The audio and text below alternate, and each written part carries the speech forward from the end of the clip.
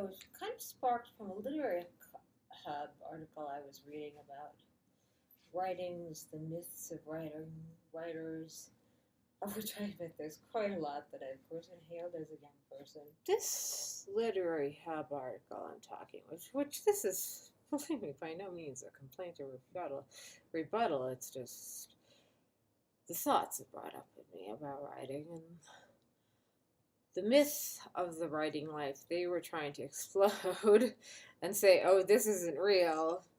And I read that, the irregular hours, the sleepless nights, the sudden bursts of inspiration, the substance abuse, and they were trying to say, oh, none of this is what real writers do, or none of this is what the actual writer now does. And my God, I hate to be that person to tell them, or to tell anyone, or you, or writers everywhere, all over the internet. Hey, boys, and girls, but there are writers who do live like that, but not by choice and after lots of pain.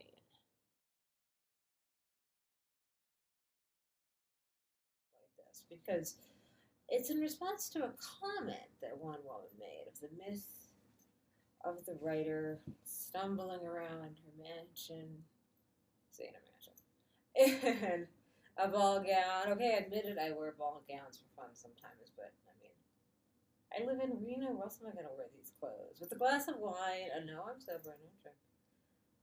And mental illness. Okay, let's settle on that. Mental illness as just an entertaining quirk. Well, for one thing, and I'm damn serious about this, mental illness is not just an entertaining quirk. It is hell on earth. And the reason I'm on disability for it, which allows me the time to write without having to teach, is what normal people do. So, this writer's life myth, there are writers who are like it, who actually live that, who write for pleasure. Art therapy, I think of it. I think of all the writing I do as art therapy because it's not a job. I suppose I do, inadvertently. Not really by choice, because I didn't want to be born. I didn't choose to be born. That was a non-consensual act, especially with this DNA, this illness, there's more than one mental illness. There's a few. So what I'm saying is, although I may live the myth of the writer's life, yes, I drink a lot of coffee. I stay up all night. I keep irregular hours. I go into fits of creative mania. Like, what the hell is this, right? So, while I admit that myth is true for a few people, it's both not necessarily a good time. It could be, in fact, a horror show. It is not necessarily fun or aspirational. I keep irregular hours because I'm on disability, because I'm batshit crazy with schizoaffective disorder, PTSD, and anxiety.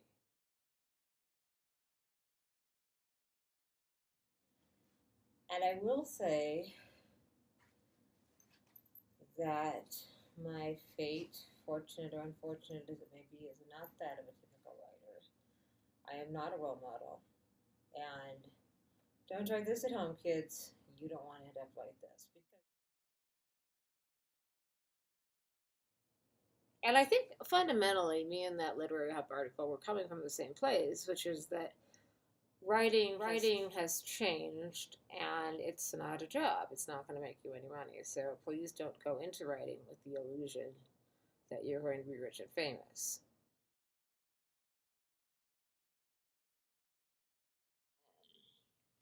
When I used to sit in my room, shared room, in San Francisco, high as a kite, typing away, dreaming of fame and fortune and riches, and living like J.K. Rowling. Well, let me tell you something, kiddo.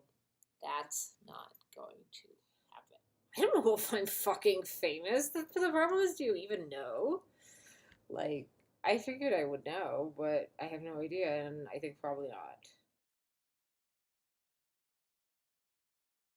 So, in conclusion, I think we should consider a little more how these particular analyses completely erase disabled people, those on disability who cannot hold jobs. I mean, I get it. Yes, disabled people are consistently erased in all publications, not just Literary Hub. Basically, only the publications for the disabled or their parents or their caretakers.